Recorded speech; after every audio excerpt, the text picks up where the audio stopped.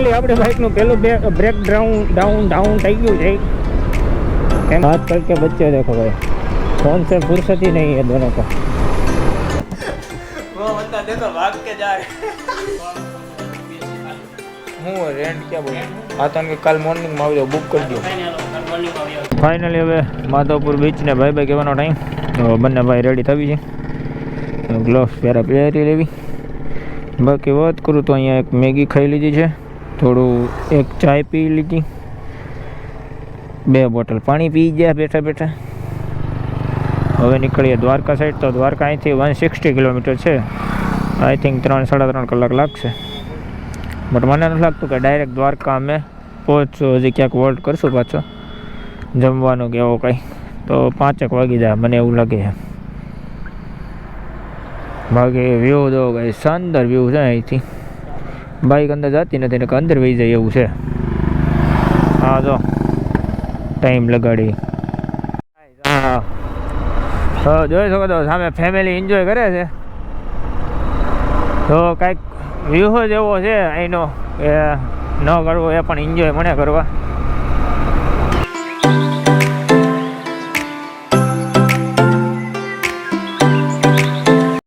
તો સેટલિંગ કરતાં કરતાં બાઇક ચલાવવાની મજા જ કંઈક અલગ છે ગાઈઝ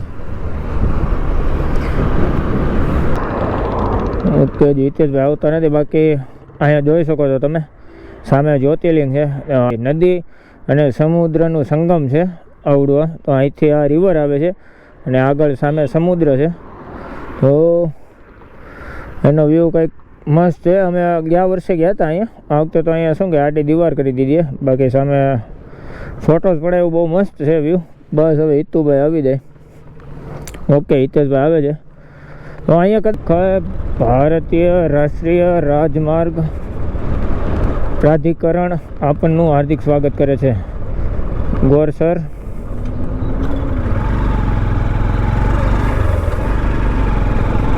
NH51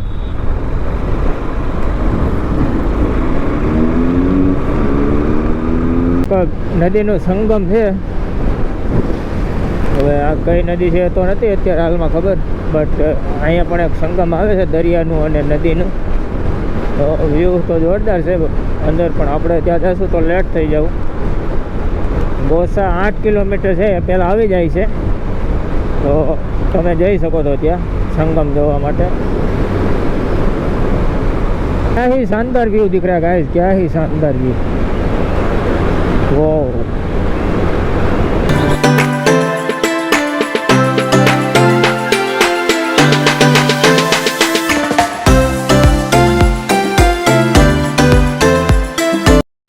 माउंटेन चालू થઈ ગયા ગાइस અહીંયા તો પોરબંદર પહોંચતા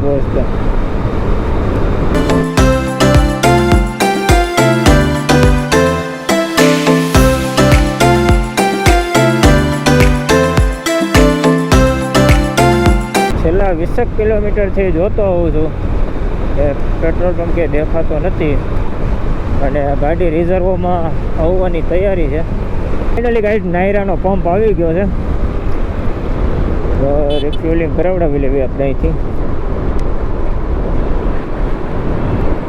તો 850 રૂપિયાનું પેટ્રોલ આવી ગયું છે પાછું ટાંકીમાં તો આઈ થિંક હવે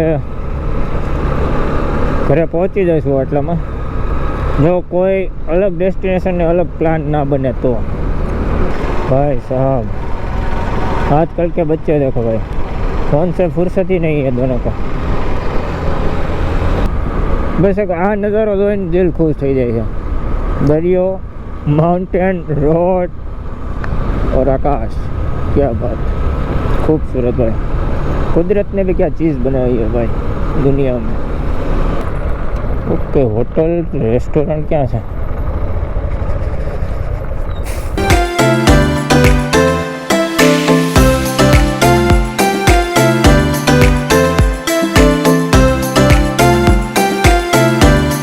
फाइनली આપણે બાઇકનું પેલું બ્રેક ડાઉન થઈ ગયું છે કેમ કે આપણી બાઇકમાં જે આ ફોગ લાઇટ છે ને એનો સ્ક્રૂ ક્યાંક ખોવાઈ ગયો છે કાલે પહેલાં ચાપડો ભાંગી ગયો હતો અને આજે સ્ક્રૂ ખોવાઈ ગયો છે એટલે ભાઈ દ્વારકાધીશની ધજા અહીંથી દેખાય ભાઈ તો ફાઇનલી ગાય દ્વારકાધીશનું મંદિર અહીંથી દેખાય છે.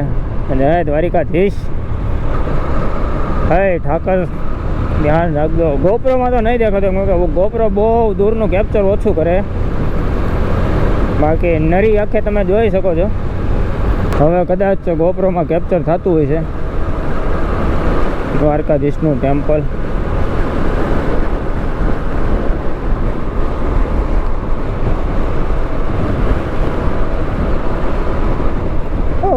કેમલ ભાવ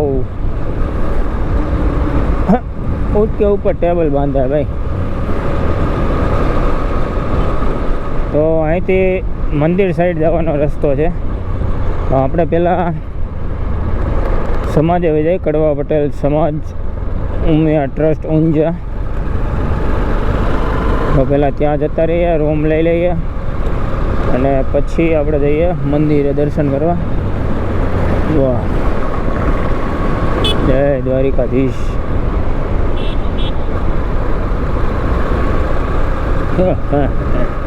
વખા અહીંથી 32 કિલોમીટર અને શિવરાજપુર બીચ 12 કિલોમીટર. તો નજદીક જ છે, એટલું બધું કાંઈ છે નહીં લાંબો ડિસ્ટન્સ. એક બાઇક લઈને આપણે જઈ શકીએ. પણ ઓખા તો બંને બાઇક લઈને જ જવું સાથે. તો ફાઇનલી ગાઈઝ આપણને લોકોને હોટલ મળી ગઈ છે અને હોટલ આપણને કંઈક મળી છે 1000 રૂપિયામાં. કેમ કે કાલ પૂનમ હોવાના કારણે આજ દ્વારકામાં એટલું ટ્રાફિક છે કે ક્યાંય પબ્લિક સમાતું નથી. તો એના હિસાબે એક રૂમ મળી છે એ થોડીક કહેવાય ને કે લોકલ જેવી છે, પણ કાંઈ નહીં તો પણ એડજસ્ટ કરી લેશું આપણે. કેમ કે સંડાસ બાથરૂમ થોડા ખરાબ છે એવું છે. બટ આજના રેટ થોડાક પ્લસ છે. 4000 5000 6000 બધા એવા રેટ કહેતા હતા. તો મેં હિતેશભાઈ એવું નક્કી કર્યું કે ભાઈ આજની માટે રોકાઈ જાય, કાલનું કંઈક બીજું વિચારશું. બાકી અત્યારે હોટલે પહોંચી ગયા છીએ, ફ્રેશ થઈને નવા કપડાં પહેરી લીધા છે. તો જઈએ છીએ અત્યારે દ્વારકાધીશના દર્શન કરવા. તો પહેલાં દર્શન કરી લઈએ અને સો ગાઈસ અત્યારે આપણે પહોંચી ગયા છીએ દ્વારકા મંદિરે. તો આવો કુછ નજારો છે, તમને બતાવી. ટ્રાફિક તો છે થોડું, જો કેટલું ટ્રાફિક છે. વોઇસની તો ખબર નહીં કઈ રીતનો વોઇસ આવે. પણ મંદિર કઈ બાજુ છે મંદિર પણ નથી. સોરી, બાઇક પાર્ક કરવા જાય છે અત્યારે. અહીંયા મંદિરની કોઈ નહીં ખબર, કેમ કે ફર્સ્ટ ટાઈમ મારો છે એટલે મંદિર કઈ બાજુ આવે એ નહીં ખબર. ચાલો બાઇક પાર્ક કરીને પછી આપણે જઈએ મંદિરના દર્શન કરવા. તો બાઇક પાર્કિંગની જગ્યા.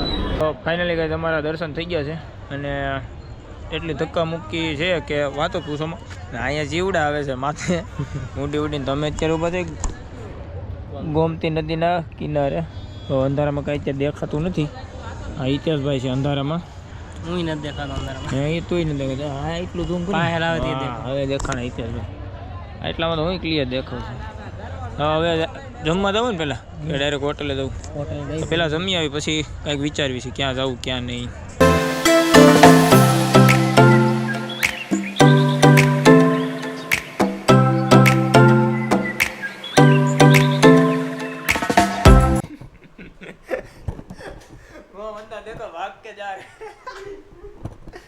તો ફાઇનલી ગાઈઝ અમે લોકો દર્શન કરીને આવી ગયા છીએ પાછા હોટલે. કેમ કે અત્યારે આવીને ખબર પડી કે આપણે માઇકની જે ચાપ આવે ચાપ બંધ રાખી હતી. તો જેટલું રેકોર્ડિંગ કર્યું છે એમાં બધામાં અવાજ નથી આવ્યો.